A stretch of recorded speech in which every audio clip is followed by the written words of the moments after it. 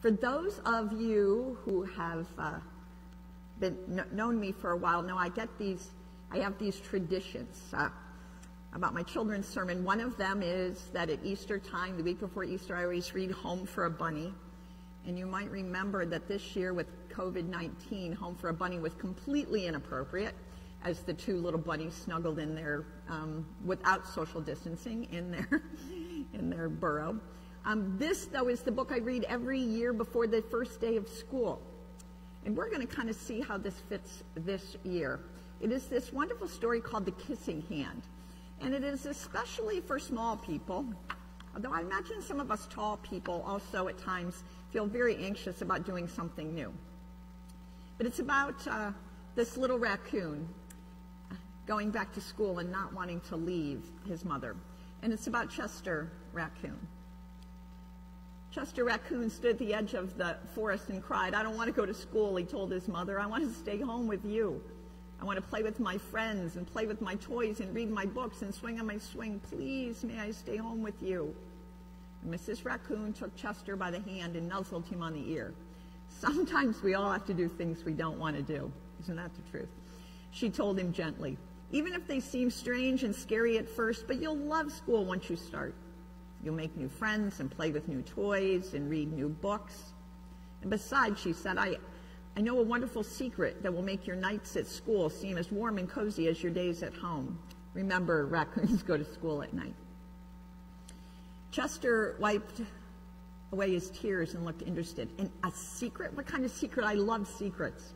"A very old secret," said Mrs. Raccoon. "I learned it from my mother, and she learned it from hers.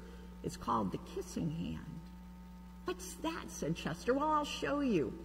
And Mrs. Raccoon took Chester's left hand and spread open his tiny fingers into a fan. And leaning forward, she kissed Chester right in the middle of his palm. Chester felt his mother's kiss rush from his hand up his arm and into his heart. Even his silky black mask tingled with special warmth. Mrs. Raccoon smiled and she said, "Now, whenever you feel lonely and need a little loving from home, just press your hand to your cheek and think Mommy loves you. And that very kiss will jump to your face and will fill you with toasty, warm thoughts." So she took Chester's hand and carefully wrapped his fingers around the kiss. "Now, do be careful not to lose it," she said. "But don't worry.